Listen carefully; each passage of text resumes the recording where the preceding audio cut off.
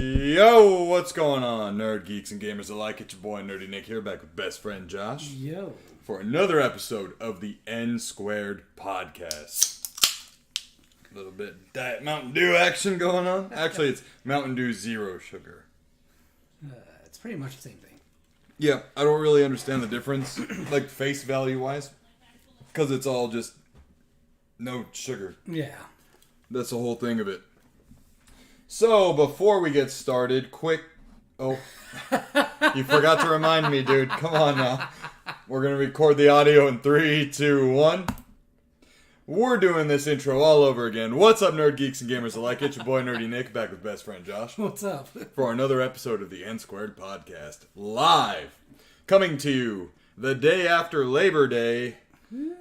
Or everyone's tired. Yeah. Coming to you guys live from 7:03 p.m. Arizona time.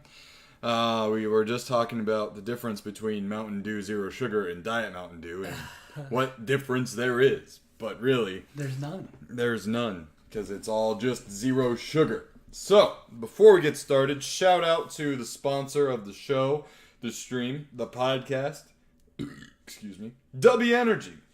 Head over to w.gg and use code NSquared10 to get yourself a sweet little discount off of some premier energy drink supplements. You got Rat Zombie saying, Do Zero is better for whatever reason. Well, you know what? I'm not going to lie. I pretty much agree. And also the can design too is much better in my opinion. I don't like the all silver can design that it's like silver and fucking the greens and stuff. Yeah, no, that one does look a lot cooler. Yeah, cooler. So, what's up? What's up? What's up? What's up? Not much, man. Just nothing much has happened since the last time recorded. Yesterday? Yeah. Yeah. Nothing really. Just working, getting back to work, fucking enjoying, not really, that getting back to workload. Mm-hmm. Yeah. After a holiday. That was fun. Yep. Yeah. Rat Zombie says it's like Diet Coke versus Coke Zero. And was it Lock PSB says, yes, I love Do Zero. Well, you know what? I feel reassured with my choice of beverage tonight. I think I only have like 3 left. So, because when I was on that no alcohol kick, I was like, all right, well, I need to replace something, Yeah. So I picked up the 0 sugars and all that stuff. So. Yeah. What about you though? What's up with you? Well, obviously we streamed gameplay yesterday. Normally the podcast would be live on Monday at 6:30 Arizona time. Yeah. Which make sure to check in every Monday from now on though, because yesterday was just kind of like a mix-up. Yeah. Snark says, "Damn it, I'm late." Way to go, Mod! No, I'm just kidding. It's all good. But we did stream yesterday some AEW Fight Forever Stadium Stampede mode. And I think we accumulated 6 wins? It was 5 wins, and then you got a 6th one after I left. Right, and after he left, I actually got a 7-star rating first place, victory royale or whatever they would call the Stadium Stampede win. Yeah. It's really cool though. There's a little Easter egg when you win that mode. They say a winner is you. And that's a throwback to an old NES game. Oh, that's great. Yeah. Can't game without the do, that's right. And we also have 3 bags of Doritos, so that doesn't really help out the stereotypical gamer case or whatever. But we are glad you guys are here with us tonight. We've got a lot to get to, so we're just going to kind of go ahead and get right into it. So this past weekend, Labor Day weekend, we had some conventions going on in Arizona, one being SabotanCon or SaboCon, that's up in Phoenix. And down here in Tucson, we had Tucson Comic-Con. So, can't say I had the most spectacular experience with some of the guests that I had interviews with, and I'm debating if I'm even going to put those up in the audio podcast, but we'll see. Damn, was that bad, huh? I just remained professional throughout the entire thing. Long story short, and I'm not going to, throw names under the buses or whatever. I mean, everyone knows one person because I posted about it, but, the stereotypical snobby, rich, famous person attitude, and stuff like that. So we'll see. We'll see what happens with all that stuff. But I did have one hell of a time buying stuff at Tucson Comic-Con. God. So we're going to go ahead and run through some of those pickups right now. It's going to take a while, guys. Nah, don't make it sound like it's a chore. No, I'm saying this dude bought the whole con. I'm going to do it in bulk. So you can, Here, so let's go through the cards first. Yeah. So, picked up a bunch of old school collectible trading cards, like some G.I. Joe packs. Which I didn't even know existed. Oh yeah, these are from, I think, 1990, actually. Wow. So we got 2 of those. I got a sticker pack from the original Spider-Man movie. So I want to open these up and put some on my water bottle when it's time to replace some stickers. I got a really cool pack of Superman trading cards as well. There we go. I love the freaking shiny foilness of these packs. It makes me think of Pop-Tarts. Right? This one's going to throw you guys back, man. Especially those of you who are kids, roughly in the late 90s, early 2000s. Trading cards from the original X-Men movie. And what's cool about these is, bless you, about these cards is most of them Oh, are like still images from the movies. really? Yeah, and you just like, try to put the movie together through the cards. Oh, that'll take forever. Yeah. Well, I mean, that's Yeah. the point, I mean, it's pretty dope though. Yeah, and then I also got a pack of Ghost Rider 2 trading cards. These are awesome as well because they're like panels from comic books and stuff. Ooh. I found these last year, I want to say, and I know I've bought a couple of these before as well. So those are the trading card pickups from Tucson Comic Con. Let's go with these next. Okay, so this is awesome.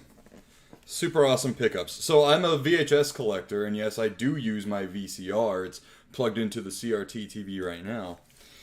I got this old school Captain America VHS. It's got, I think, 2 episodes on it. Or no, 1. No, 2. 2. It's an approximate runtime of 35 minutes, and the origin of Captain America and Midnight in Greymore Castle. So I want to say that this was the original airing from like the 60s or 70s. Oh, wow. Yeah.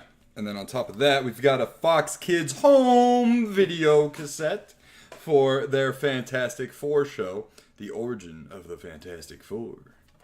And I saw this one right away, and I'm not like the biggest Fantastic Four fan. Yeah. But I saw the Fox Kids on there, and I was like, gotta get it. Gotta get it. I'm a Fox Kid. I'm a Fox Kids kid, you know what I mean?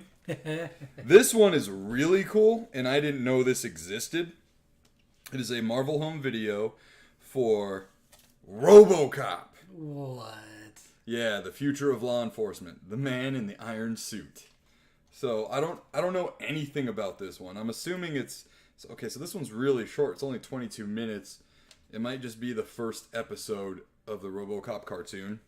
Oh, nice. And then last up for the VHS tapes, I actually owned this. I bought it at a Toys R Us. Thing is huge. Like forever ago. Yeah, the giant clamshell. Yeah. It's the Incredible Hulk VHS tape. And this, just like the Captain America one, is the old school airing of the cartoon. And back then, when I bought this when I was a kid, I was like hyped, right? I was like, cool, old school cartoon. I was thinking it was going to be like the Thundercats or something like that. Yeah. This shit was literally like panels that were like moving, like stills, like cutouts, but like moving and stuff. Oh god. Like it was really? like that kind of an old school cartoon. So Dude, it's that's really like cool super though. old school. Well, and what's awesome is it's preserving history. You know what I mean? Yeah. Like I don't know if that stuff's uploaded to the like if any of this is on Disney Plus. You know what I mean? Highly doubt it. I do too. Um. And if it is, it's probably going to be like heavily edited or whatever, because you can't necessarily trust what kind of version you're getting of what on like streaming services. Watch the tapes. I know. Oh, that's okay. The cards can fall, but No, I know. That's what you get for Yeah. having so much freaking stuff. Oh my god. all right, that's fine. Just leave them Whatever. down. Come on, we gotta Right. get this No. going. Next up, so this I did not get at Comic-Con, but I did get it the same weekend. It is a strategy guide or player's guide for Star Wars Dark Forces. Nice. This is a PS1 or a PC game rather, but I have the PS1 port, and I get stuck every time at the same place, whether I was fucking 9 years old or 29 or 32. Like, so I saw this for $5, and what gets me, man, is like strategy guides, dude. I used to collect them like all the time because people couldn't fucking give them away at conventions, and now all of a sudden, like I said with the Game On pickups, the strategy guides are freaking ridiculously overpriced now. So I saw this for $5, and this is like a strategy book, not just a guide. Like this thing is hefty. There's even colored maps of everything too. That's pretty cool. Dude, that thing looks like it's in really good condition. It is. It's almost like brand new, dude. Yeah. So, and then I also got 2 more Tales from the Crypt compilations. So each one of these has 3 different stories in them, and I love like the old school comic book pulpy look to them. You know, it's freaking awesome. I saw them. I think it was like 2 for $5. Oh, that's not bad. Yeah. Rat Zombie says, I remember when GameStop were trashing piles of strategy guides. And Lock What? PSB says, I bought a Xenosaga Episode 3 guide for $15, and then it skyrocketed in price. Yeah, I mean, like, when I went to Game On Expo, one guy wanted $60 for a, was it 40? It was 40. It was $40 for Twisted Metal Black strategy guide. And what was the other one that I got? WCW Thunder. He wanted like 15 for that, and like it was drawn over and like, you know, kind of ripped and stuff. And I was like, "There's no way I'm paying that shit. Come on, dude." Should have been like, "I'm gonna give you $2." I'll be like Patrick. I have $1. All right, pass you one by one. Yeah, so I got a nifty number 1 of the Fantastic Four from a different. It's a Heroes Return line, I believe. I love, this is like my favorite art style. It's like the bold colors. Everything looks really slick and shiny. Everyone is like overly buff. These are. Of course, he likes the overly buff. Yeah, it's like from the like 95 to about like 2001 is when I collect for during that time. I got a Robin number 1. Pretty stoked about that. And a lot of these too, like I got at a really good deal. I'll take that off, that sticky note.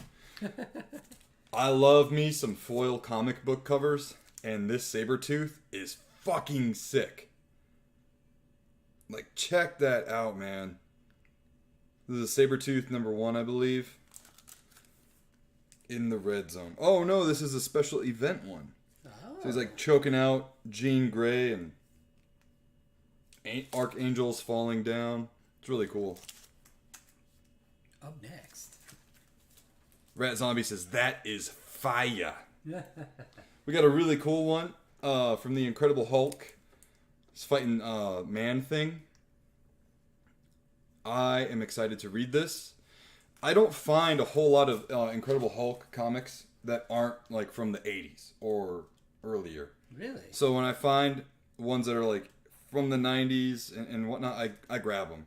Like, you go to Bookman's, for example, too, and they either have the really old ones or the really new ones. Oh, they don't have the in-betweens? No. So, got that. And a lot of these, like I said, I got for a really good deal. This one looks really cool. Yeah. So, let me see if I can just open this one real quick. It's a really cool X-Men one that caught my eye.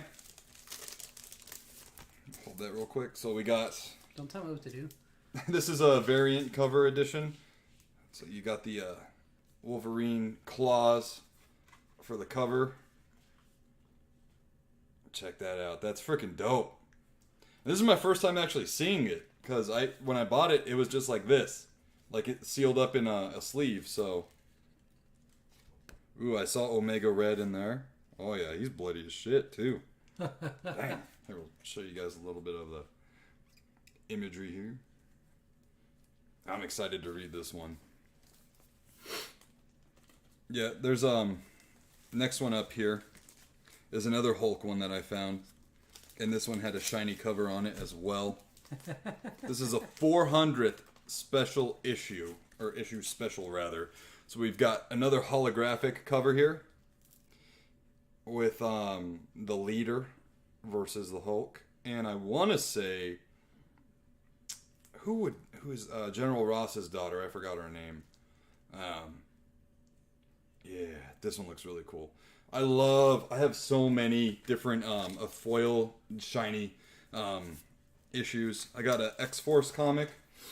I like branching out and reading different comic book lines. I have some X-Force, but not a whole lot. So I'm starting to get into it, and figure that out. It's Betty. Yes, Betty Ross. Thank you, Snark. Lock PSB says, in 2006, I bought a stack of New Mutants from someone on eBay for $20 shipped. It had number 87, which was Cable's first appearance, and number 98, which was Deadpool's. Deadpool. I mean, you're not wrong with the name there, Deadpool. But Deadpool's first appearance. Those two are worth over 400 together. That's pretty awesome, man. That's a fucking luck of the draw there, I guess, right? I actually have a good story too about collecting comics on like getting a really good deal. I won a Venom #1. It was the red shiny foil cover in an auction, and I paid $13 for it. Nice. And this thing's like pristine. I could send it to get graded, probably get like a 10, maybe. Nah, I'm being real, I'd probably say like a 9 point something. Yeah, they're sticklers about giving anything a 10, so. And that thing, I don't know what it goes for, but just knowing, because Venom's like one of my favorites. Yeah. Next up, we got a X-Men comic. That's a weird sticky note. This one's nothing special. Like I said, guys, you know, the art, the big bold lines and everything. This is like my favorite art style. So when I see these, I just grab them right away if I don't have it. Yeah. I'll just be removing stickers as they come. Now, this one's really cool because I didn't even know this existed. This is X-Men versus Vampires.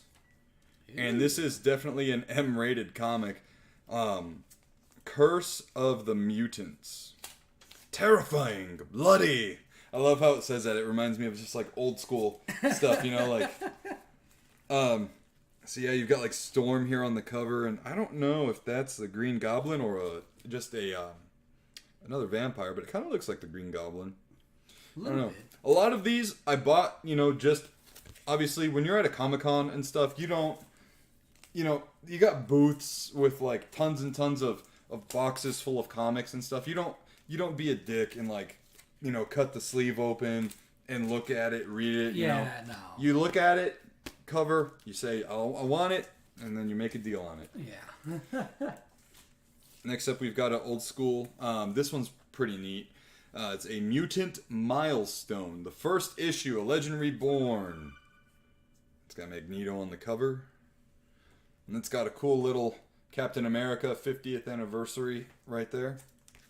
The Jim Lee X-Men comics were some of my favorites. Yes, I agree. Here you go.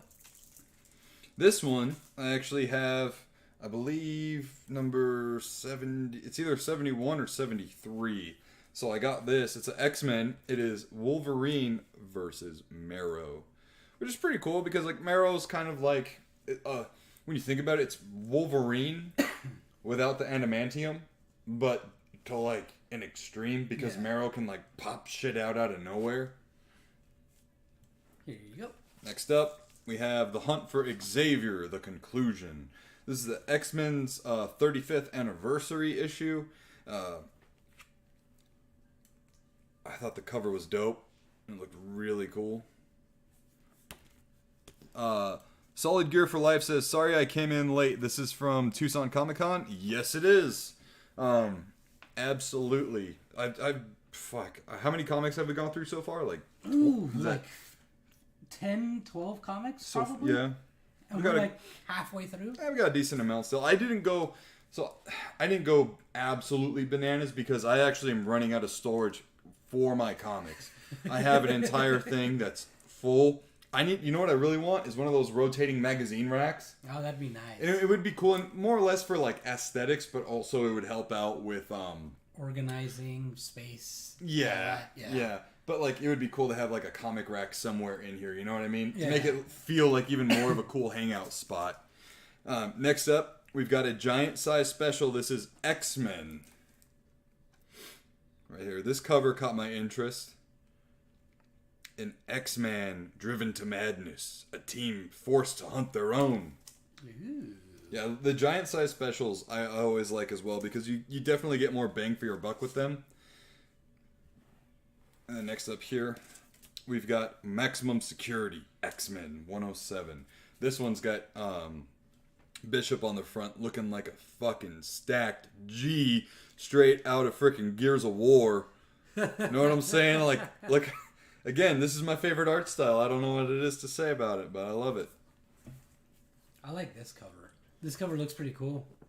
Yeah, Lock PSB says, we used to hang them on the wall with tacks when I was a teen, lol. Oh, man. Dude, yeah. I used to, like, if I saw, like, a really cool panel, or like, something like a really cool page with, like, a lot of action going on or whatever, I would get an X-Acto knife, cut it out, and fucking hang it up on the wall, or, like, throw it in the front sleeve of my binder at school. And then now I'm like, what were you thinking, man? Shit. Oh, man. Yeah, this one is really neat as well. The world's greatest comics. This is X-Men number 69. Nice. There we go. It's a pretty neat cover. That's Marrow right there as well. She looks just like she got fucked up. Yeah, for real. This I'm excited about this one. This one's pretty fucking awesome. This is the very first X-Force issue, and it's still fucking sealed. Oh, shit. Oh, yeah. So, the first issue, and it's got a collectible item inside. It's got a Marvel trading card inside. So it says, free official Marvel superhero trading card enclosed. Available only with this collector's edition. Dude. Yeah, so I'm pretty excited about that. Rat Zombie says my favorite number. Yes, thank you, Snark. Everyone, please, if you haven't done yet, hit those likes and subs, please. We appreciate it. And hopping on X-Force again, we've got the 38th issue, Phalanx Covenant Life Signs Part 2. So I need to go through a bunch of my comics, but it has the foil strip right here, which caught my eye. Looks really dope.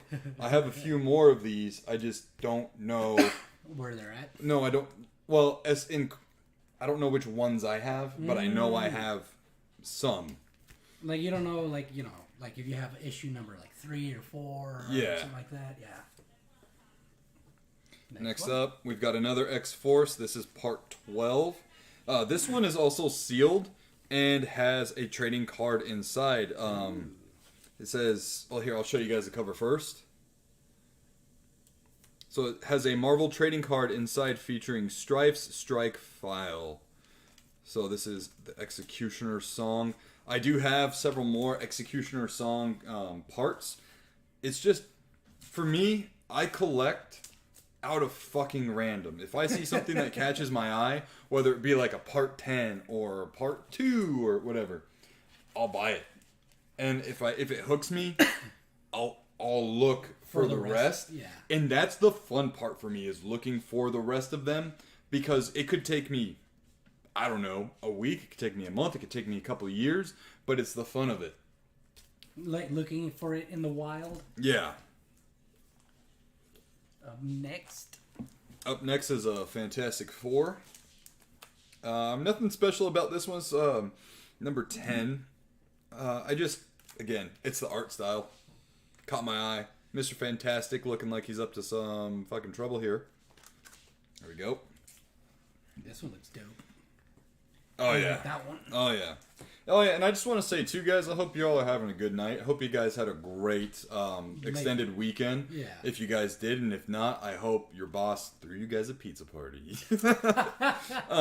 So next up, we've got Jigsaw Puzzle, Part 6 of 6. So this is a finale in the Punisher storyline here. It really caught my eye. And just from the cover alone, I was like, you know what? This is going to be fucking cool.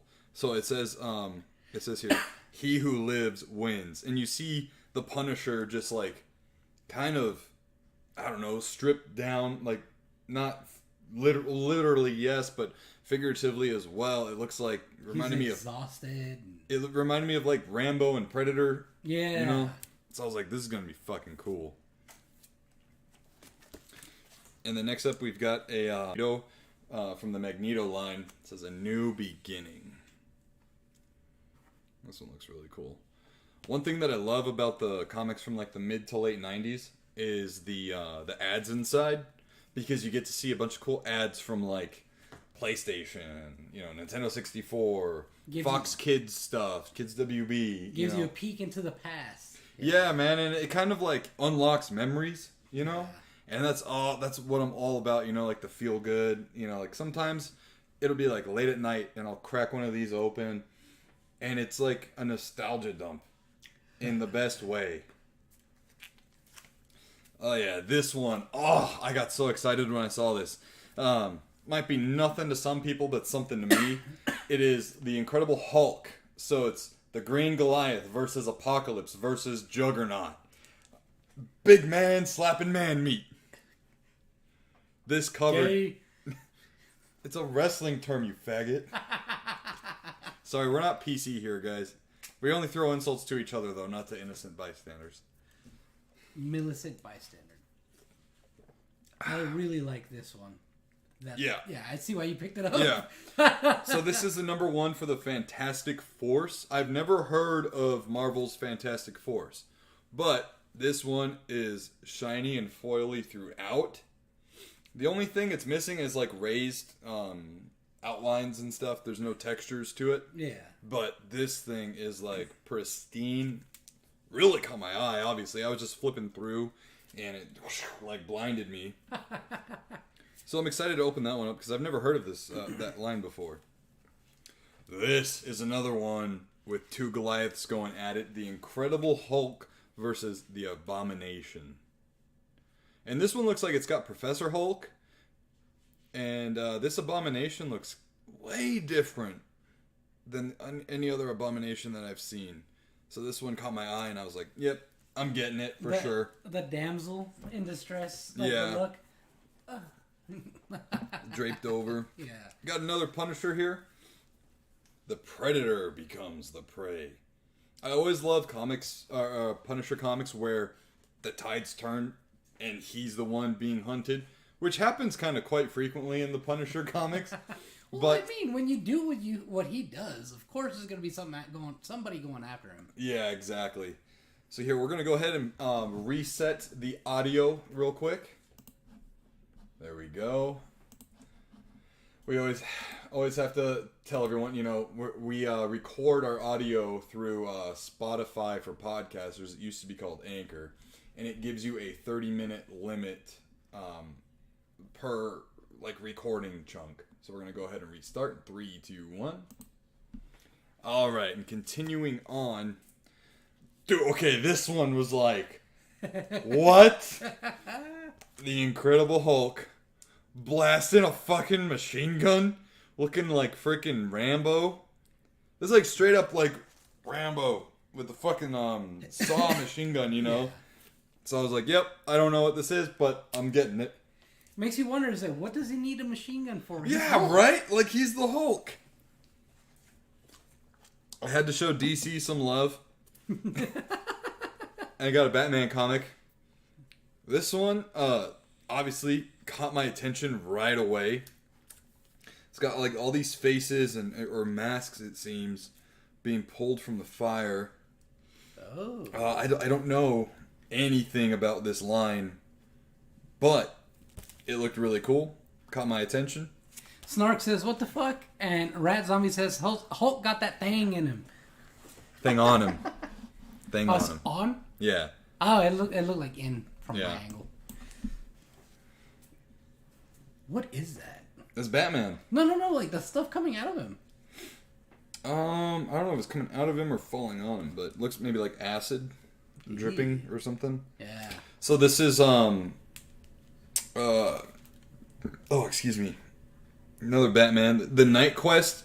So I had this figure when I was a kid. Oh. This Batman is just fucking sick. I love it.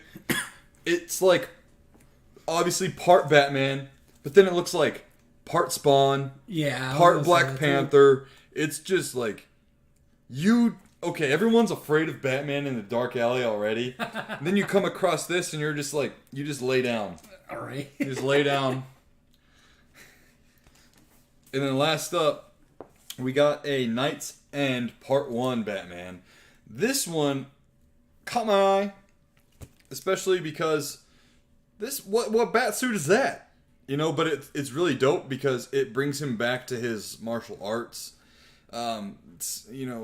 phase and everything like that. So I'm really excited to crack this one open. It's actually a pretty decent sized comic. It doesn't say like a spectacular or a special or anything like that, but this one's definitely a little bit of a heftier comic. So hefty. Yeah. So that's it for the comic pickups. We also got more stuff that I bought. Alex Cano says, "Sweet bro." All right. So I need to do a shout out real quick to this store. I did not know this game shop existed in Tucson. Ooh. So they've been in business now for almost about 2 years. They're coming up on 2 years. Kind of on the east side of town. Little mom and pop shop, but they got a lot of good shit. So Ever Change Video Games and More. Buy, sell, and trade. If you guys live in Tucson and haven't been there before, hit them up. Go check it out. It's right off of Speedway. Also, they have an online store as well. Oh. And they keep inventory, like they keep track of their inventory. Because of course I went in there and asked them and I was like, "Hey, do you guys have C12 Final Resistance?" And they were like, "Let me check the inventory." And I was like, "Damn, okay." Bookman's doesn't even keep track of inventory. No. They looked it up and they were like, "No, but it looks like it's been in here a couple of times." I'm like, "Son of a bitch! I just want this game. It's a $12 game. That's it. Maybe even 10. And I've been looking for it for 5 years and I still can't find it. Shit." So they told me they'd get a hold of me if they ever get it in again. Oh, that's dope. So again, shout out to Everchange Video Games and More. Alright, so from there I picked up Super R-Type for the Super Nintendo. R-Type is a really cool side-scrolling shooter. Space shooter. Nice. Yeah. And then next up I got something that Josh probably wants to steal from me. Nah, it's cool. I'll just come over here and play it. Omega Boost for the PS1. I don't know what else to say about it. It's just an amazing mech game, space mech game. Dude, I freaking that's like my favorite PS1 game. It features music from Loudmouth and Static X. Really? I never knew that. Yeah, it's an amazing game, and I don't really ever see it out in the wild, so I was really happy to... I saw it, Brittany and I left, and we went to Bookman's. Like, I bought R-Type from them, and then we left to go to Bookman's, and that's where I got the Dark Forces strategy guide, and then I got these next 2 games from there, and then as we were going back, because we had to make a U-turn to go back that way, to where the store was. Yeah. I just didn't say anything and I pulled in and I was like, "I'll be right back." And then I went back in and got Omega Boost. Snark says, "Wait, wasn't Omega Boost made by the guys who made Gran Turismo, aka it says it on the back. Or no, inside. Yeah, here, let me on the back. Yeah, no, Polyphony is the one that, because we had this conversation once, right? About how Polyphony... Yep, right there. From the creators of Gran Turismo comes Ultimate 3D Blast Fest. What? Man, they need to make like a sequel to this thing. Yeah, I can't believe, as far as my knowledge goes, that's the only one in that franchise, right? Yeah, well, the thing is, from what I remember, originally it was just to be a demo, pretty much, to showcase what the PS1 is capable of. Yeah, tech demo. Yeah, tech demo. There we go. So next up, I got RLH, or Run Like Hell. It's not. This isn't a game to like write home about by any means. It's like a survival horror action, shooter in space with aliens and stuff. I have to sneeze, and I'm. Excuse me. Thank you. But the main reason why I bought this is because Breaking Benjamin's in the soundtrack to the game. Oh, and so really? So I was like, all right, I'm gonna get it.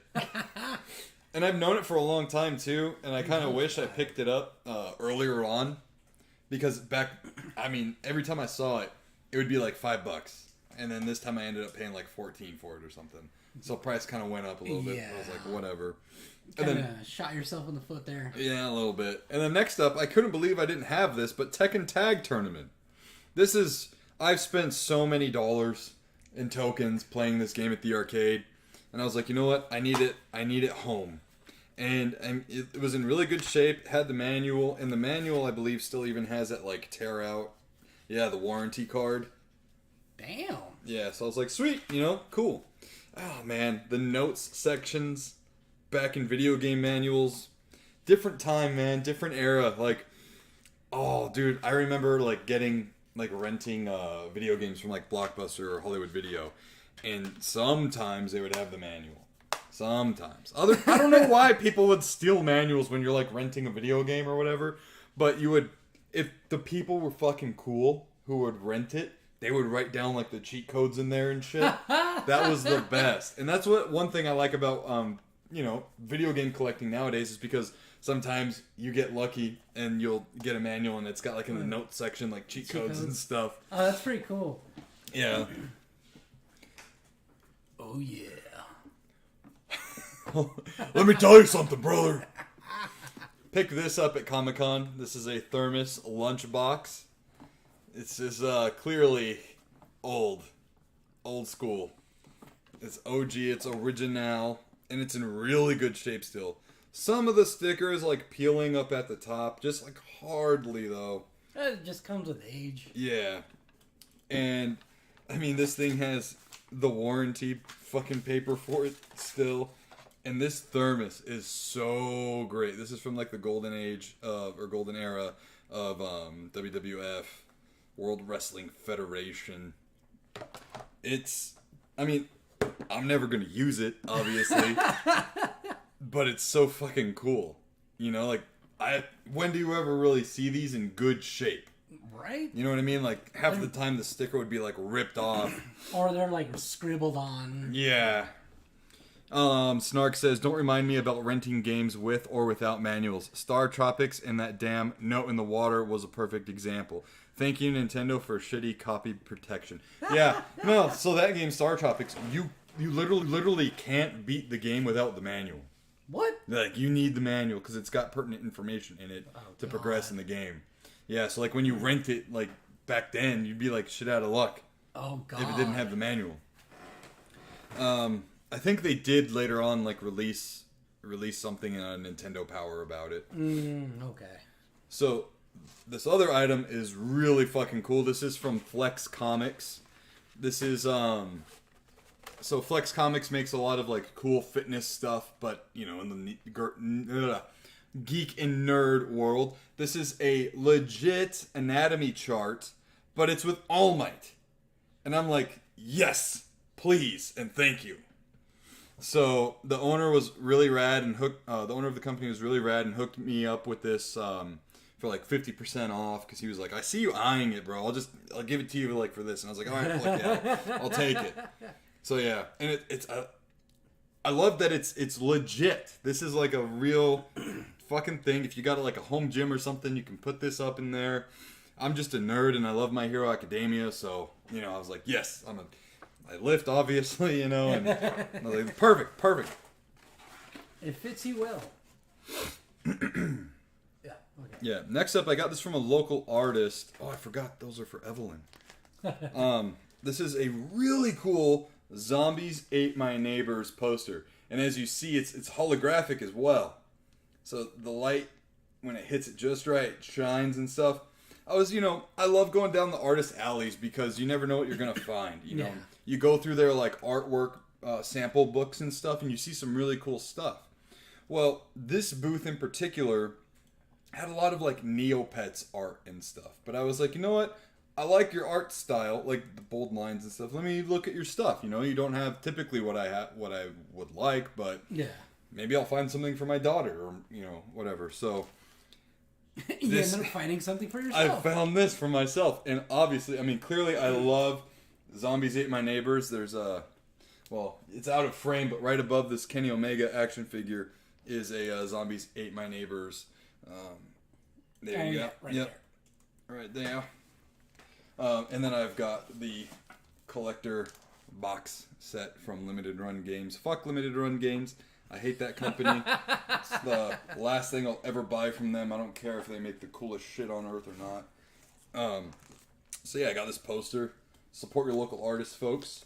And then I got my daughter, which she doesn't even know about yet, this sticker sheet of Neopets. I feel so stupid for forgetting that. What's the artist's name? Is there a... their card is in there. Well, let's whip it out. Yeah. It's the only time I'm letting you whip anything out on the live stream. Let's put that there for now. Is that it? Gold Star Lucky? Gold Star Lucky. Shout out to Gold Star Lucky. They make some really great art. Snark says, glad we agree. Fuck limited run. Another victim. Yep. Oh, look, we forgot some... I don't know. Yeah. Oh, wait, no, this is not a comic. This is not a comic, but I did get this at Comic-Con. Yeah. Nintendo Power, featuring 1080 snowboarding. This dude, I bought this from the same guy who had the lunchbox. Oh, nice. And he was like one of the only ones who had like some gaming stuff at Comic-Con. And look, like I get it, you know, like it's a comic book convention, but there's tons of anime stuff as well. Like just sprinkle in some gaming, you know, I'd be fucking super happy about that. But yeah, there wasn't a whole lot of gaming stuff. Rat Zombie says, agreed. So yeah, I picked up this Nintendo Power. I love me some Nintendo Powers, especially if they still have like the posters inside as well. I didn't really again, because I bought it at Comic-Con. Yeah, I didn't. Oh, it says Forsaken poster in there. Oh, cool. Oh, there you go. Sweet. Oh, they were nice to write it down. Yeah, it's written down right there on the... There you go. So now I know, I guess. That kind of ruins the surprise, though. Whatever. Oh, hell. Well. Throw these all together. Okay, 1 second. The wife texts... no need to stop recording. Okay. Throw this in there, too. Yeah, so next up is some more stuff. So, obviously we covered this not too long ago, and it really sucks. Because this dude was like an icon to me and many others. But I got this really cool Pee Wee Herman magnet from another local artist. I love how it just says tequila. You know, if you've seen Pee Wee's Big Adventure, you know the dance. You know the shoes. And it was really cool. They also had, this artist also had this, but in like a metal tin mug as well. And I wanted that, but we already have, my wife loves mugs and cups, and we already have way too many. So I was like, you know what? Nah, I'll just get the magnet instead. It's really fucking cool though. And then, some more cards, yeah. So I bought my wife this pack of Little Mermaid cards. This one's like super stacked too. I know. Like 24 story cards, 3 color ends, 2 stand-up cards, and 1 static stickum. Oh, is that for like those what are they called? Like the ones that you can stick to usually like a metal or flat surface. What are they called? Like soft forms or yeah. Snark, do you know what I'm talking about? It would be like a flat background, and then it had like little rubbery things. You can make like a scene out of stuff. Oh. What are those things called? Something forms. They're called something forms. Snark, I know if he's still moderating right now, he'll know what it is.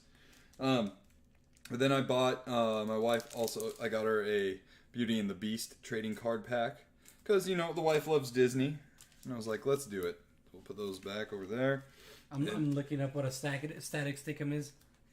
And then I picked up these 2 sets of Gargoyles trading cards. Speaking of Disney, nice. So I saw these. I've never seen these out in the wild, so I was like, fuck yeah, I'm gonna get them. Oh, dude. So it says, win Gargoyles the movie now on video. What if I get like a winning thing in here? Can I still get it? Are they still gonna honor that? Right? Yeah, so this is really cool. So you get 6 cards plus 1 exclusive bonus card per pack. So why not just say 7 cards? Right. And then from another local artist, support your local artists, folks. 4-star Dragon Ball mouse pad. I needed a mouse pad, and I saw that there was a 4-star or like the 5-star that she had, and I was like, give me the 4-star. Grandpa Gohan. Oh yeah. Yeah. Red Zombie says, Gargoyles, let's go.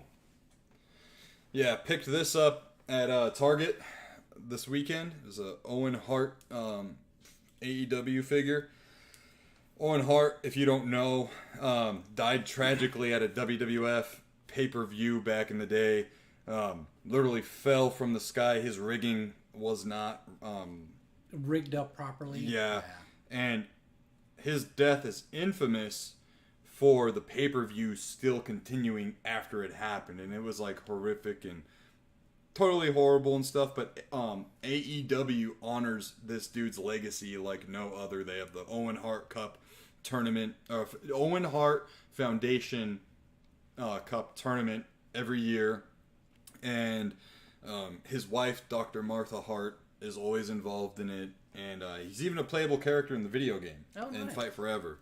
So, you've got the old school. And also he's Bret Hart's younger brother. I saw this and I was like, "Yep, get it. I'm getting it." I saw this at Comic-Con and someone was selling it for like $40, but I got this for like $20 at Target. And I was like, "Yeah, no." Yeah, what the heck? Are they crazy? And it's not like it's autographed. The guy's dead. You know what I mean? Yeah. I know that sounds horrible to say, but. See if I can pick this up. I'm not getting anything over. There we go. An NES storage cabinet. That's you. There's really nothing special about it. It's just a what do you call it? A particle board storage container for the SNES games. Got this at Comic-Con and I saw it. There was not a price label on it, and I was like. It was at the Bookman's booth, actually. Really? And I was like, "Oh, what do you guys have this for?" And they were like, 25? And I was like, deal. But then after, I was like, damn, I should have said 20. Like, I defied the first rule of bargaining. Yeah, you know what I mean? accepted the first deal that came to you. I did, yeah. But I was like, fuck it, dude. 25 is still a good deal for this. Because you never find these in good condition, if you do find them at all. Normally they're like banged up and stuff, and yeah, that one looks pretty good. Yeah, it's in really good shape. I have no idea where it's gonna go. Yeah, I am really bad with the game room and storage right now. I definitely need to figure out. I mean, I'm kind of already bursting at the seams as it is right now in here. Dude, and what the crazy part is that those who are watching, he used to have all of this, like all of that. Well, they can't see the rest of it either. And then there's like a huge TV stand, a bunch of other stuff. He used to have all of this in a one-bedroom apartment. Yeah. I don't know how he managed to pull it off. Magic. Yeah. What is that? The invisible cloak, or cloak of invisibility from Harry Potter. Yeah, I just like threw that on a bunch of other stuff. Yeah. To hide it. But no, like what's crazy is a lot of, I still have pieces of my collection in the closet here in storage. Jeez. And then other stuff in my bedroom still and stuff. But yeah. Yeah. So I think that's all of the pickups from Tucson Comic-Con and this weekend. Oh, no, I have like 2 shirts that I also got. One of them was from Flex Comics. That's really cool. It's a Deadlifts and Dragons shirt. Really fucking cool. If you follow me on social media, you'll probably see it on there in one of my things. Posts. That's what they're called. Yes, posts. And then another shirt I got is really fucking cool. It is a Ronin Goku like fan art. Oh yeah, you did show me. Oh god, it is such a cool shirt. I wore it and I think it's like hang drying right now or whatever from laundry. But yeah, it was really cool. I saw it. So this booth, I bought shirts from them last year. One of them is a Johnny Bravo in like a karate gi, and it says Miyagi-Do Karate. It was really cool. And then I got a really cool Endeavor shirt from them last year as well. Endeavor, from My Hero Academia. And then this year they had a one with Goku and Vegeta, but they were Scorpion and Sub-Zero. And I was like, okay, if you have a large, hang on to that for me, please. And then I went back the next day, and then they held on to it for me, but I was like, you know what? I changed my mind. Oh God! I want this one. And I made the right choice. I love this new shirt that I got. Okay, so we are going to stop the audio recording and reset that. And 3, 2, 1. All right, and we are back. So, we do have some news. Sad news. It seems like it's just become a thing now. Yeah. Go ahead, Josh. Steve Harwell of Smash Mouth, dead at 56. Yeah. Passed away yesterday. Yeah. Brief portion of the article basically states that the cause of death was liver failure. Apparently he was in hospice for a while. And here, let me read it. Harwell had been in hospice care following medical complications. The cause of death was liver failure. Hayes, I'm guessing they were talking to somebody named Hayes. Probably his rep or something. Yeah. Hayes said Harwell passed peacefully and comfortably. In a statement to Rolling Stone, he offered a lengthy tribute to the artist, who was a staple of 90s rock music and saw success with multiple albums, singles, and selling more than 10 million albums with his band worldwide. Yeah. So, very unexpected, just like Pee-wee's passing, right? Like, very unexpected, Yeah. Dude was probably dealing with this in silence. Probably had, issues for a while. It doesn't just happen. Yeah, because it makes sense, because apparently he had left the band roughly 2 years ago. I think they kicked him out. Really? Yeah, because he was going, hard in the paint with, Republican political stuff at the time. So I think they just decided to split ways. Wow. Yeah, but either way, it really does suck. Look at Smash Mouth. Were they an incredible band that, broke barriers in music and stuff? No, not really. No. But they had a really cool, unique style to them, and I think everyone can say that if you're our age, in your early 30s or a little bit younger, maybe mid-20s, they were a staple in your playlist, always in the radio, always on in the radio, and then also too, the Shrek soundtrack, Yeah. and what is it? Mystery Men? Do you remember that movie? They did a music video specifically for it was All Star. Their video for All Star was a promotional music video for Mystery Men. Really? Yeah, it was really cool, man. So yeah, they may not have been because me personally, I didn't really listen to them that much. It's mainly whenever it was on the radio or something. yeah. But even then, even if I wasn't a fan of their music like that, they're huge. Everybody knew who Smash Mouth was. Yeah.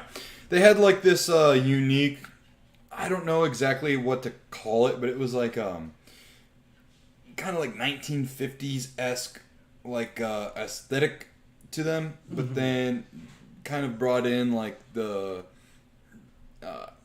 pop rocky kind of stuff to it, you listen to Walking on the Sun and you think of that song and immediately you hear the da-na-na-na-na, da-na-na-na-na, they had really good catchy songs and stuff. So either way, to get past this, sad news, I want to say rest in peace and thoughts and prayers to the man's family.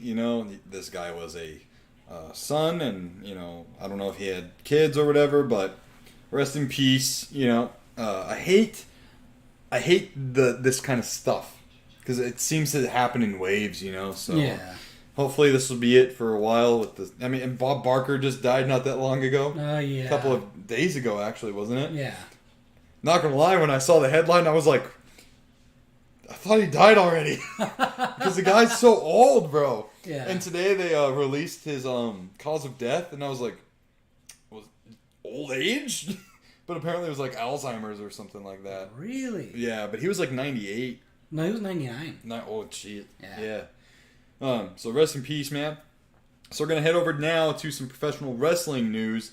This broke in the middle of my day, the day of Saturday, when I was at Tucson Comic-Con, actually. Yeah. I heard my phone go off, so I reached in my my camera bag, and it was from Bleacher Report, and it said, breaking news, AEW has officially fired CM Punk.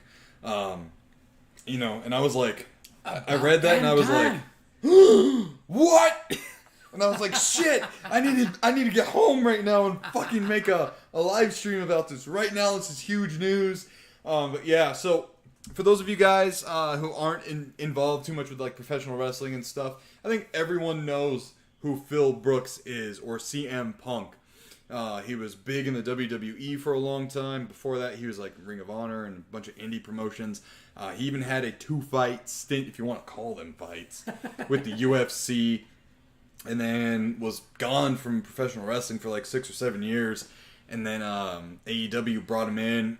He was pretty good for ratings at the time, and you know, like good stories, and he had some pretty good matches. I'm not gonna lie, like the feud with MJF was really good. That dog collar match was fucking brutal. Yeah. But he had just become a cancer to the workplace environment. Now look at.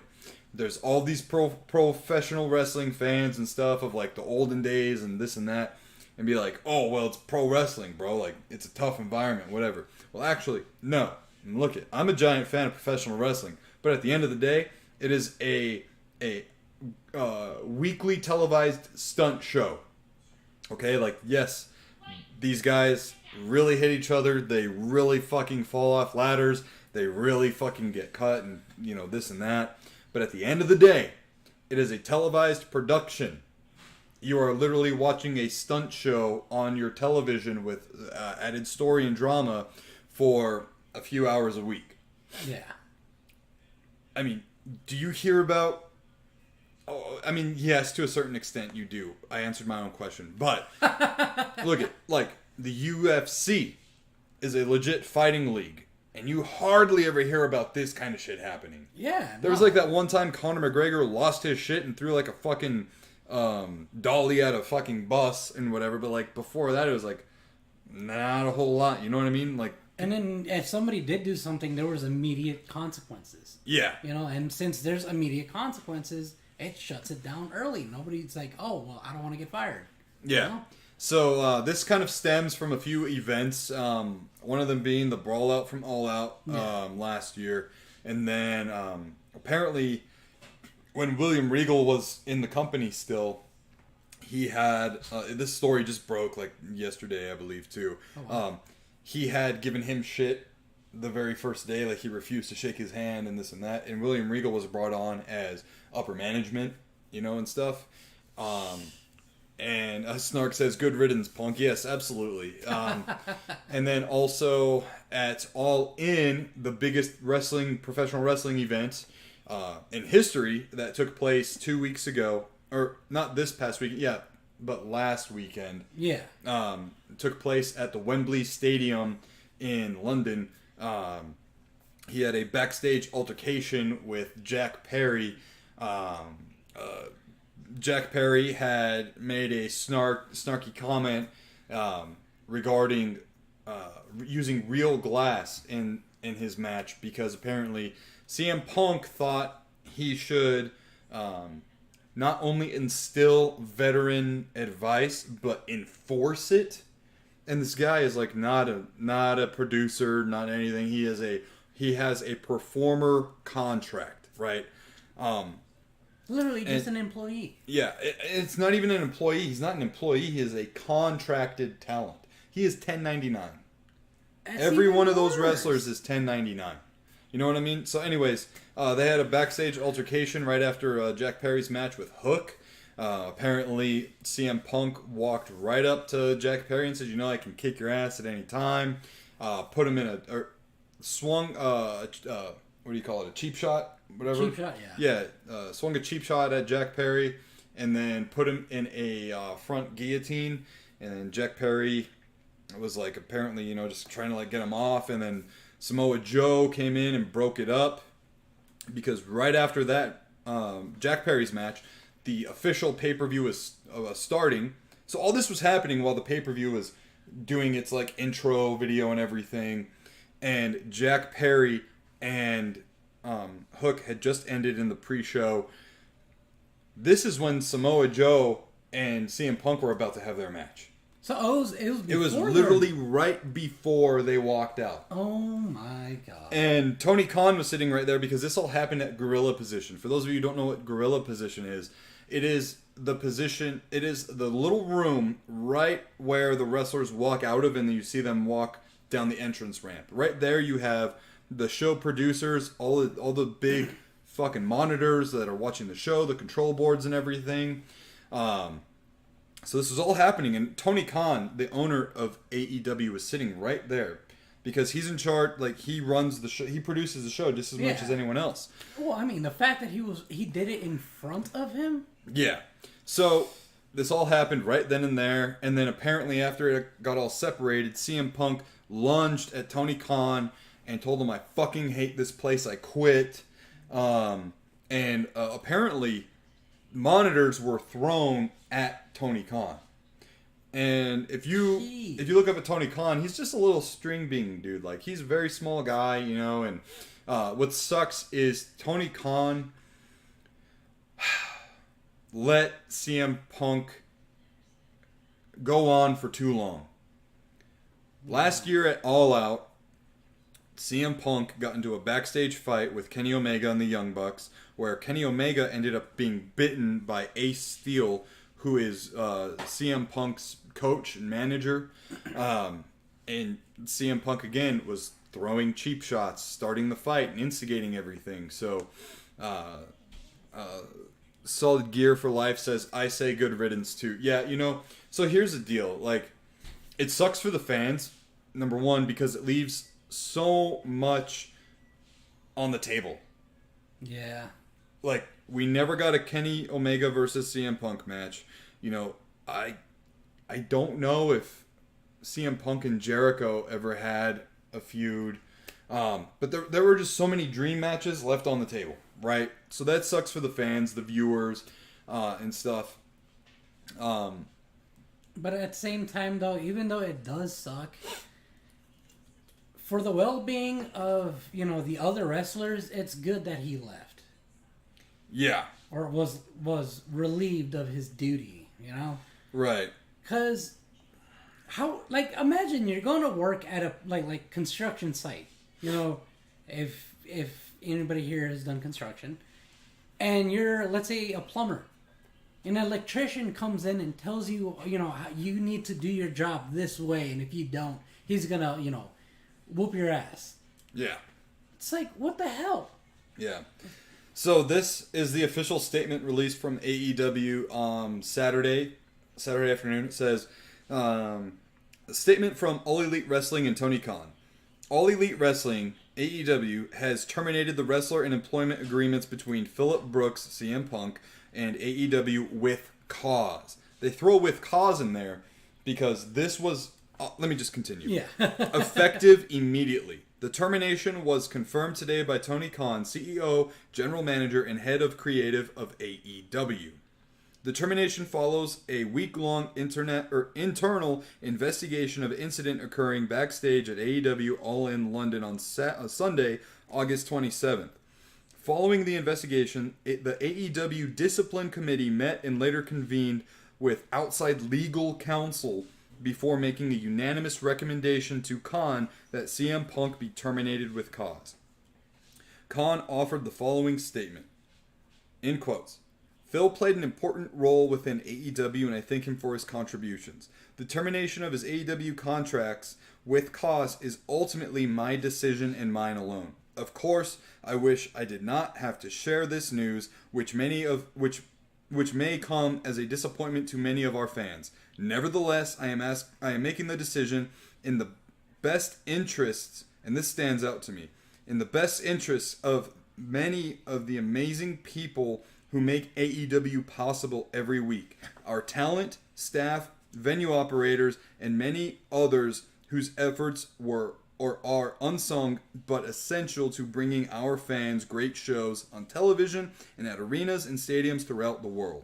So the reason why that part stuck out to me is because he had to mention that, because obviously at some point or points he was a problem to not just other wrestlers, but to writing staff, to fucking vendors, to production staff. So it's like, what else has been going on that we don't know about, right?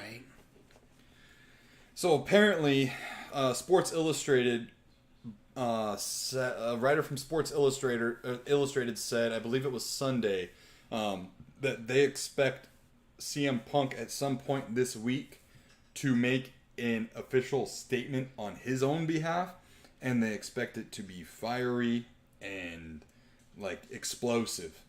Like, he's basically he's no holds barred. He's gonna say what he's been wanting to say.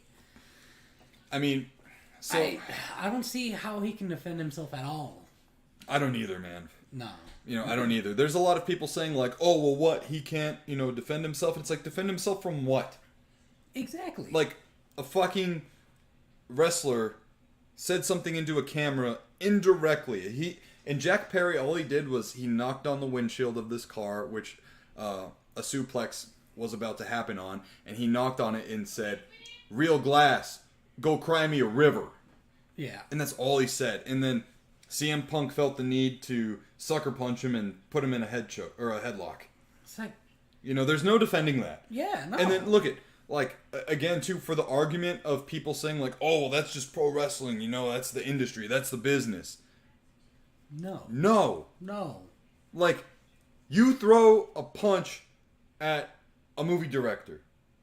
You throw a punch at a television producer for a TV show. You throw something at them. Yeah, you throw a fucking fucking camera or a monitor. You're fired.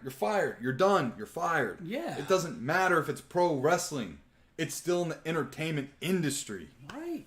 Rat Zombie says Tony Khan said he feared for his life, so CM Punk had to be pretty unhinged backstage. Yeah, he did open up Collision with a statement on the big screen and everything. And even before that, there was because Collision took place Saturday night. So they broke the news right before Collision. Wow. And Collision happened to be in Chicago, CM Punk's hometown. And you can imagine a lot of people bought tickets to Collision because they wanted to see CM Punk. Yeah. Now, leading up to this, Jack Perry and CM Punk were both suspended pending investigation results. So there was a chance, I'm sure people were like, oh, well, maybe he'll pop up. Maybe he'll make a surprise or whatever. Because the following day, Sunday, this past Sunday, was AEW's other pay-per-view, All Out. Yeah. Which is kind of like what they treat as their A show of the year. Like their big, like WrestleMania kind of. So Tony Khan went out there to the crowd with a live mic before the show went on air and addressed them, basically reiterating his statement and saying he apologized and stuff. And a lot of the crowd, man, was fucking booing him, calling him a pussy for fearing for his life and stuff. And then the crowd started to change and root for him because he was saying, like, I had to do what I had to do. Like, no one should have to come to work and be afraid that there's going to be a fight breaking out or that they're going to get attacked or be involved indirectly and stuff. Yeah. And he's 100% spot on with that. Yeah. He was like, I created this company because I wanted to produce amazing professional wrestling, the best in-ring stuff, and da-da-da-da-da. And then that's when the crowd started to, like, cheer for him and stuff. And it was like, it had to be done. It fucking sucks, but it had to be done. And the thing is, like, just, like, from the few times I've seen Tony Khan, and, like, the way he handled the situation, like, last time, you could tell he didn't want to let CM Punk go. He understands, that, like, the fans, because we've talked about it before. Well, and he's a fan of CM Punk. Oh, he is a fan of CM Punk. He is a fan of CM Punk. When CM Punk made his return After the suspension from All Out and the injury with the torn tricep, he made his debut at the first Collision a couple of months ago. Yeah. And apparently, when CM Punk walked out, he was chanting at gorilla position, CM Punk, CM... Like, he didn't want to do this. No, of course not. Like, he's a fan of wrestling. Imagine, like, for example, for you, you love watching Kenny Omega wrestle. Yeah. You're a huge fan of his. Imagine if Kenny Omega ended up, like, you were working with Kenny Omega and he ended up being a piece of shit like that. Yeah, it would suck. Yeah. It would suck.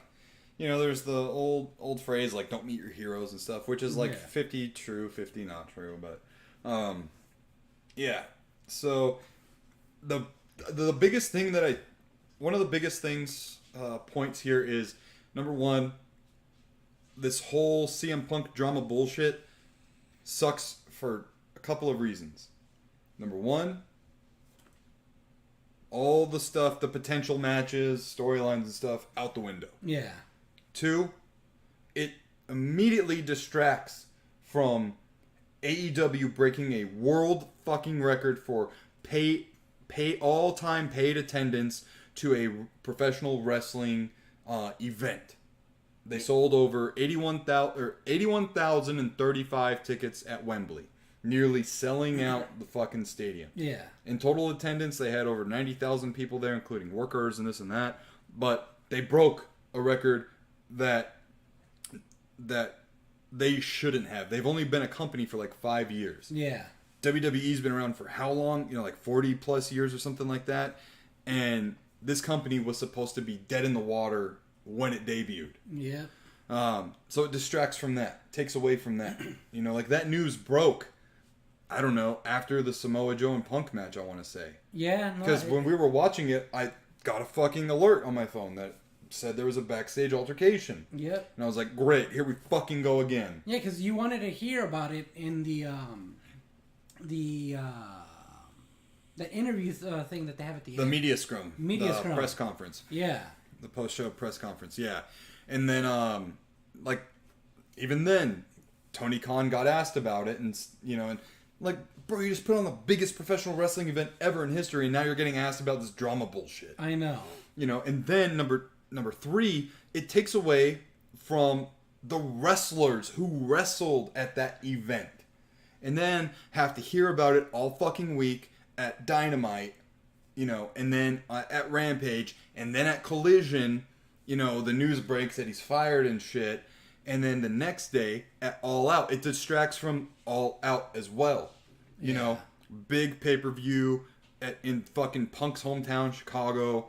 You've got some of the crowd chanting CM Punk, but then a lot of people are, cheering for AEW and stuff. Lord Kizo, what up, bro? Yo. But yeah, like I think that now everyone can take a giant deep breath and go, we can get back to business. Yeah. We can get back to business, get refocused. And I'll say this, dude, the best thing that ever happens with AEW, whenever their back is against the wall, that's when they produce the best shit. Yeah. The best. John Moxley and Bryan Danielson are like the true aces of the company because they always step up and step in whenever Punk's bitch ass fucks up. It's true though. It's fucking true. And John Moxley, yet again, filled in the spot where Punk was supposed to be. Punk and Ricky Starks were supposedly supposed to main event All Out. And Ricky Starks ended up missing out on main eventing AEW's premier pay-per-view. And he came out and cut a promo on Saturday on Collision and said, I'm fucking mad. I'm tired of having to start over again. With being in feuds with CM Punk and then not and da-da-da-da-da. And then Bryan Danielson made a surprise return because he's been dealing with like a fucking broken forearm or whatever. Remember, he broke it against Kazuchika Okada at Forbidden Door. Yeah, I forgot about that. Holy crap. So that's why he's been out for a minute. Yeah. And I don't even think he's fully healed yet either, because he was saying that Ricky Starks was kind of carrying him through the strap match.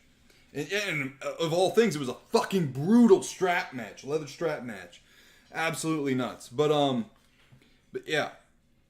So I think, like, I'll say this too real quick, because we're gonna run way too late and long if we review the All Out pay-per-view, and also you didn't see it. Yeah. So I'll say this though, All Out was an amazing pay-per-view.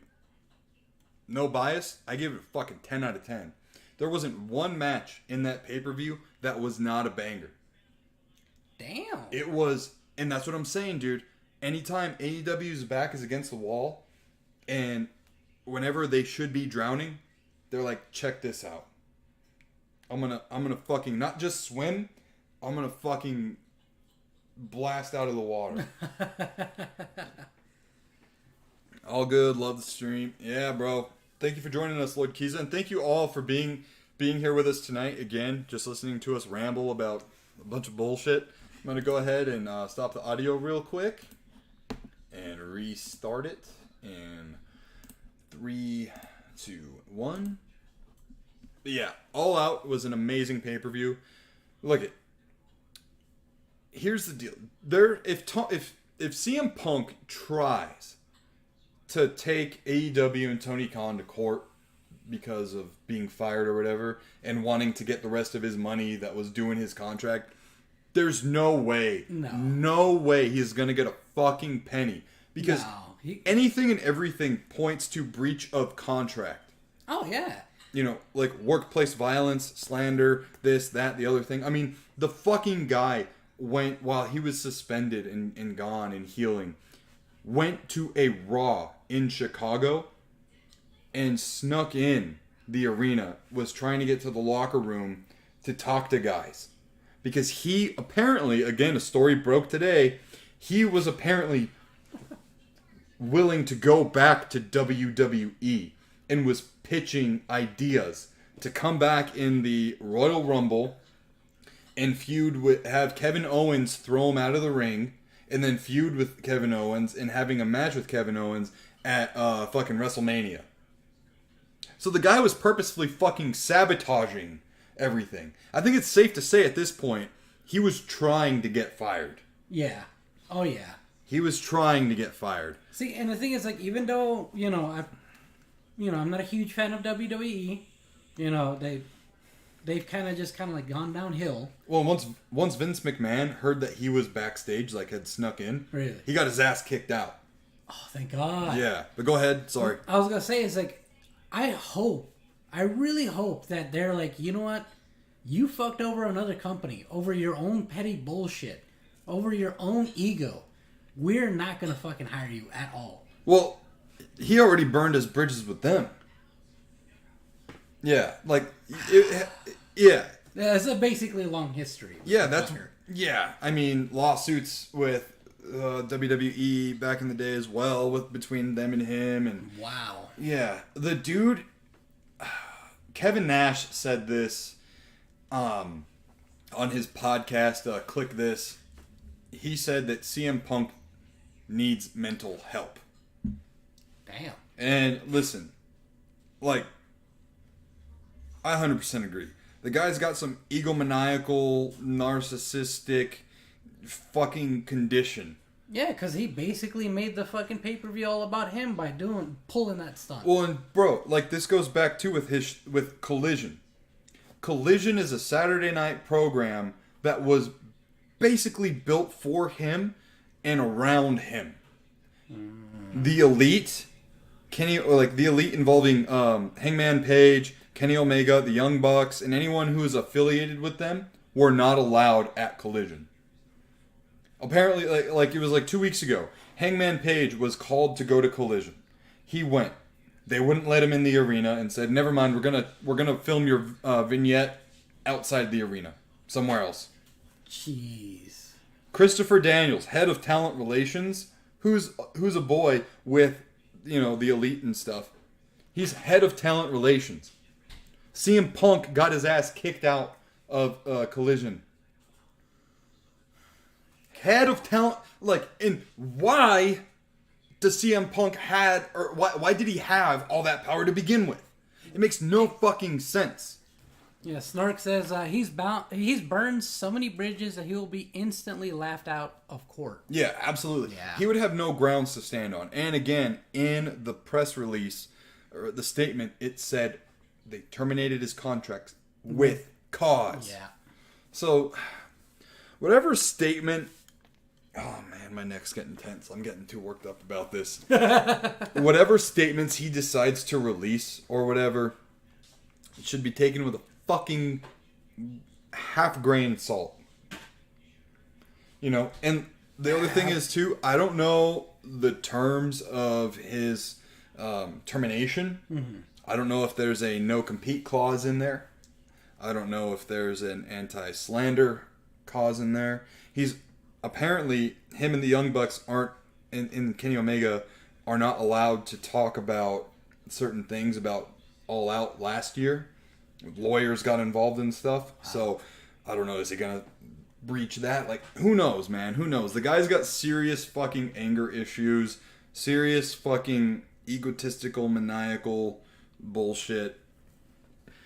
And last thing I'm going to say that really bothers me about this whole thing, and about like the CM Punk drama and stuff, is there's a channel I really like. It's called What Culture Wrestling. Yeah. A bunch of British dudes, you know, they put out really good content every day. Literally fucking every day. You've got Simon Miller doing the ups and downs for all the television programs and pay-per-views, where he just goes through them and, you know, gives the good things an up, the bad things a down, whatever. Yeah. They reiterate news every morning and whatever. But the thing is, they openly say that they love the chaos and this and that. Now look, I get it. Views, clicks, it's good for business for you guys. But it leads me to think, are you actually not a fan of professional wrestling?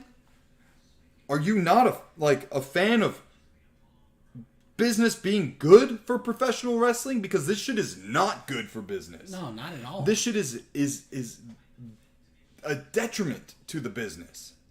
It makes the business a laughing stock, and it makes the business look like a high school girls' locker room fighting over a boy.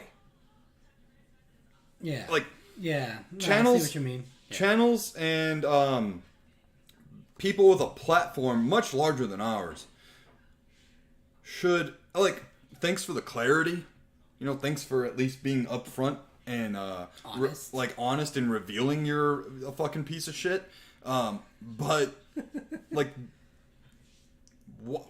people should not be watching me. You know what I mean? Like, I don't know. It's just not. It's the little kid in me with the innocence and stuff, and thinking that everyone is out for the best of everything, you know, and stuff. It just makes me really fucking mad. I'll say this though: Simon Miller, the one who does ups and downs, is the best out of all of them, because he openly admits, like, this is not good. Like, same kind of feelings that I share, about it. He's on the same opinion of you, basically. Yeah, and he's like, these are human beings. Yeah. You know, and it sucks for everybody. And it's not like some drama show. It's, you know, they have their own made-up drama, but that shit's real life, man. Yeah. You know what I mean? Like, what if a fucking TV monitor fucking cracked Tony Khan in the head? What if that happened? Right. You know what I'm saying? Like the dude, he's literally just, like, yeah, he's rich, but he's just a regular guy. He's not a wrestler. He's not built to freaking take on those kind of hits. They would send him to the hospital. Well, and no one's built to take on a fucking, 25-pound monitor to the fucking head. True, but still, a wrestler would be able to handle it a lot better than a little guy like Tony Khan. Yeah. And the thing is, like, Why would you do that to him? Like, you ever see his interviews and all that? The dude's like ecstatic talking about fucking wrestling. Yeah, he's always yeah. So again, you know, it's like if you've got a platform, and like us, like we have a step to the platform. You know what I mean? Like, use it wisely. You know, like, don't promote this fucking tribalism bullshit. Don't fucking, you know, say you love the chaos. Like, dude, all that does is enable and encourage these fucking delusional pricks like CM Punk. Yeah, another CM Punk will come out due to that. You know, if everybody fucking supports CM Punk for this shit, somebody else is going to be like, well, he got away with it. He's getting all this fucking attention. Yeah. Let me do it too. There's one guy that I don't necessarily like, but have, since I've slowed down my What Culture viewing, I've started viewing him. His screen name on YouTube is JD from NY. He's got this really, like, nasally, whiny voice, and he gets, like, really fired up way too easily and stuff. Some of it might be a gimmick, who knows. But, and he's got some really bad takes every now and then. But I appreciate all the stuff that he's been putting out about this news and stuff. Snark says, oh yeah, him. Yeah, I mean, I've bashed him on Twitter, and I fucking don't agree with 100% of the things he says, but I do appreciate his takes on the CM Punk issue, because he's saying the same shit. He's like, should have been fucking fired forever ago. Yeah. The only good, Snark says, the only good thing he does is his Kevin Dunn impersonation. Yeah. Or impersonation, yeah. But no, he sounds like this, and he's very nasally, and when he gets fired up, he sounds like, you know. Like, oh, God. Actually, that sounded more like Dalton Castle. That's another wrestler from Ring of Honor. He's funny as fuck. But yeah, so hopefully we don't have to report anymore about CM Punk and this and that. You know, I mean, fuck, dude. AEW needs to catch a break, and I think they did with All Out, in all honesty. Like, I hope that All Out was the break that they needed, because that fucking pay-per-view was absolutely amazing. I enjoyed that one more than All In. Wow. And, 10 out of 10. I was fucking, like, yes. To the moon, yes.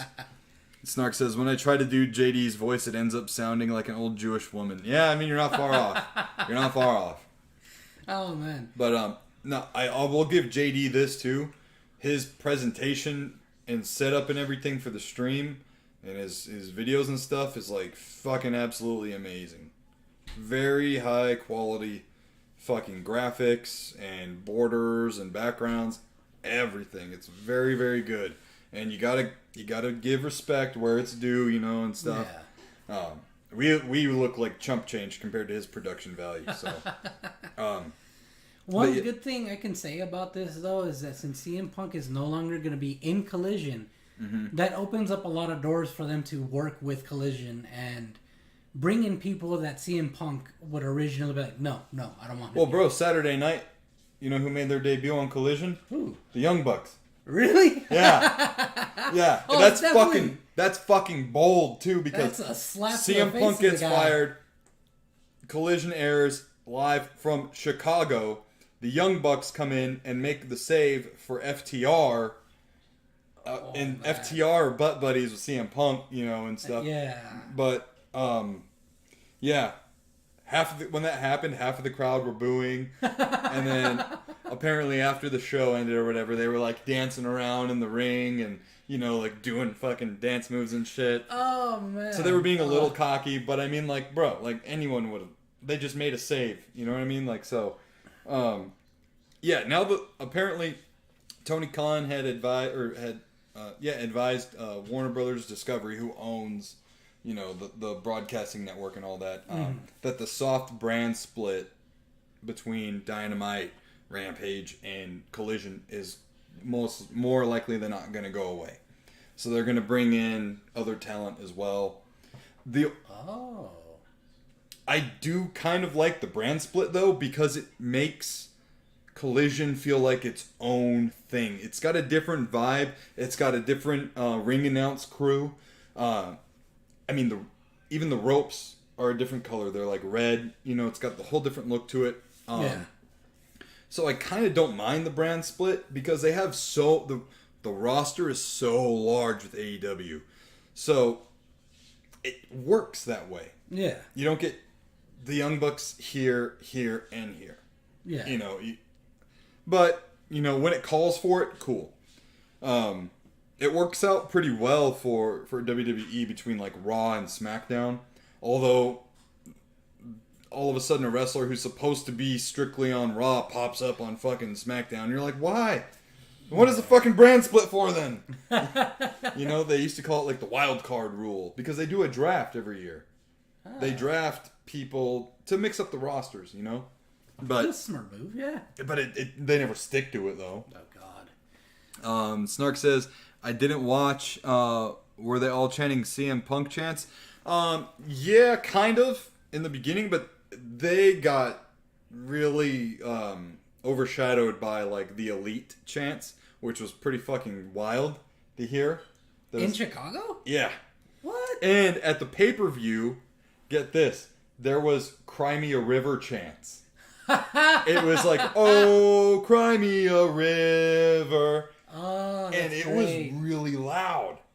What? And I'm like, dude, this is Punk's town. You know? Dude. But I think even a lot of the fans have just, like, had enough. You're gonna have those fucking ridiculous people defend him no matter what. Yeah. No matter what. You know?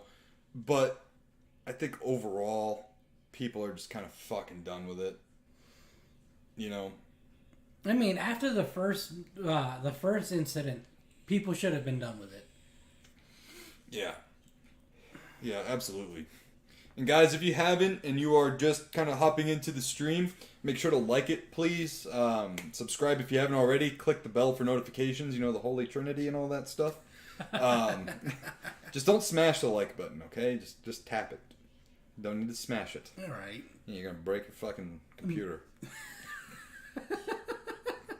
Gosh. But yeah, man. So hopefully, again, you know, like, AEW can kind of get away from all the drama and stuff. They're still going to have to deal with Cash Wheeler's bullshit.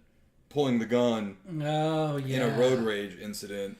But, you know, when that court case and stuff comes up, then it's, you know, they'll fucking cross that bridge when they get to it. Yeah. But aside from all that, you know, there was a lot of good outcomes to matches that shake shit up from All Out. Orange Cassidy lost the title to Jon Moxley.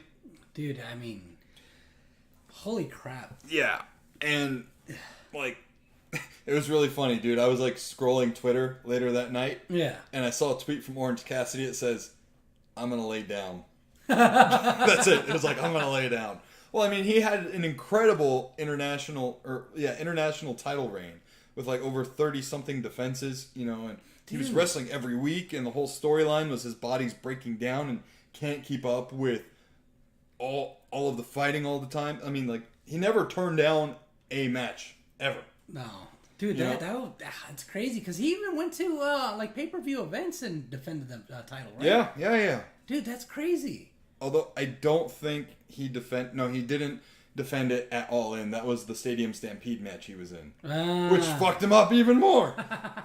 But, I mean, same goes for Jon Moxley. He had the fucking barbecue skewers hammered into the top of his head. It was like... That was nasty shit, dude. I fucking hate that. But, yeah, so, like, you have that title change. And then you have more drama brewing with the Outcasts. With... basically, you're really starting to see that group just dissipate. And that's for the best. That's for the best. The chicks? Yeah. That happened even more so this past weekend. There was an amazing, fucking true super heavyweight match between Miro and Powerhouse Hobbs. And that match ran like 12, 15 minutes long. It wasn't like a super quick thing at all. And the crowds were chanting, meat, meat, meat, meat. You know? Like... Dude, that's great. Yeah. What? Yeah. Holy shit. It was absolutely insane. And Miro won that one. But then Powerhouse Hobbs, they shook hands or whatever, and then Miro turned around and Powerhouse Hobbs hit him from behind. And then out of nowhere, Miro's wife's music starts playing.